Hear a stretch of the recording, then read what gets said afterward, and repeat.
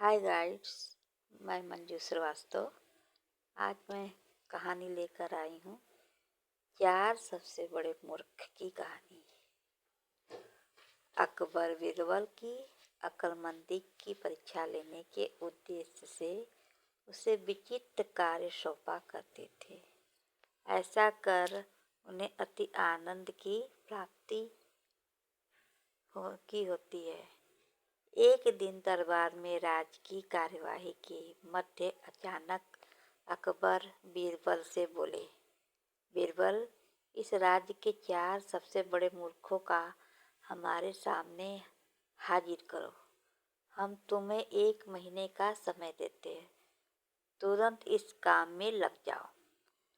अकबर का आदेश सुन बीरबल आश्चर्यचकित हुआ, किंतु वह था तो अकबर का मुलाजिम ही। उनका हर हुक्म बजाना उसका फर्ज था। वह तुरंत 4 मूर्खों की तलाश में निकल पड़ा। 1 माह पूर्ण होने के उपरांत वह 2 व्यक्तियों के साथ अकबर के समक्ष उपस्थित हुआ और अकबर की दृष्टि जब 2 व्यक्तियों पर पड़ी तो वे बिफर गए। बीरबल, ये क्या तुम 2 ही मूर्ख को लेकर आए हो? हमने 1 महीने का वक्त तुम्हें 4 मूर्ख लाने के लिए दिया था। हुजूर, मेरी गुजारिश है कि अपना गुस्सा शांत रखिए और मेरी पूरी बात सुने बगैर किसी नतीजे पर मत पहुंचिए।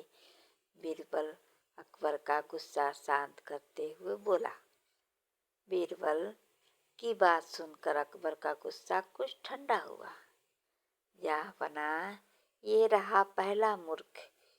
इसकी मूर्खता का वर्णन सुनेंगे तो आप भी सोचेंगे कि ऐसे लोग भी होते हैं इस दुनिया में।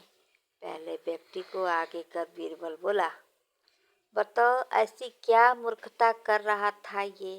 अकबर ने पूछा। हुजूर, मैंने इस व्यक्ति को बैलगाड़ी पर बैठकर कहीं जाते हुए देखा। बैलगाड़ी चालक के अतिरिक्त बैलगाड़ी पर बैठा ये अकेला व्यक्ति ही था। इस पर भी इसने अपनी गठरी सिर पर लाद रखी थी। चकित होकर जब मैंने कारण पूछा तो ये कहने लगा कि गठरी पर रख दूंगा तो बैल के ऊपर बोझ बढ़ जाएगा, इसलिए मैंने गठरी अपने सिर पर रख ली। अब इसे मूर्ख नहीं कहेंगे तो क्या कहेंगे? पहले व्यक्ति की मूर्खता का किस्सा सुनकर अकबर के चेहरे पे मुस्कुराहट तैर गई। फिर बीरबल ने दूसरे व्यक्ति को आगे किया और बोला, जापना, ये आदमी तो इतने भी बड़ा मूर्ख है कि एक दिन में मैंने देखा कि ये अपने घर की छत पर भैंस लेकर जा रहा है।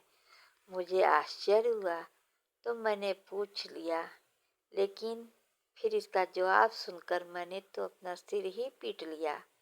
इसने बताया कि इसके घर की छत पर घास उगाई है, इसीलिए ये भैंस को छत पर ले जाता है ताकि वह वहाँ पर घास खा सके। घास काटकर ये भैंस को लाकर खिला सकता है, लेकिन ये मूर्ख भैंसों को ही छत पर ले जाता है। ऐसा मूर्ख कहीं देखा है आपने?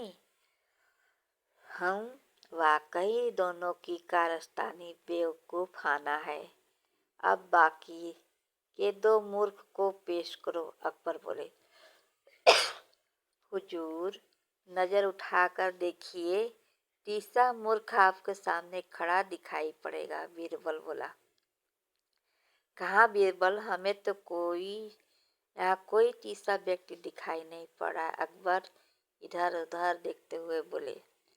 तीसरा मूर्ख मैं हूँ हजूर। बीरबल सिर झुकाकर बोला।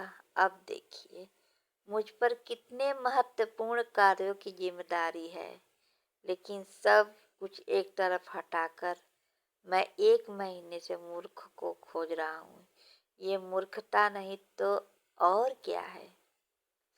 बीरबल की बात सुनकर अकबर सोच में पड़ गए। फिर बोले, और चौथा मूर्ख कहाँ है बीरबल? गुस्ताफी माफ हुजूर, ये चौथे मूर्ख आप हैं। आप हिंदुस्तान के शहंशाह हैं। इतने बड़े साम्राज्य का भार आपके कंधों पर है।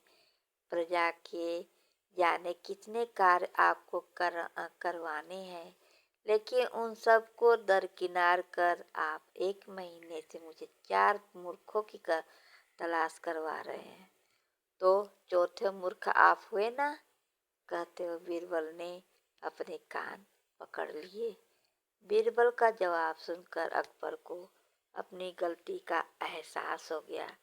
बेफजूल में उन्होंने अपना और बीरबल का काफ़ी वक्त बर्बाद किया।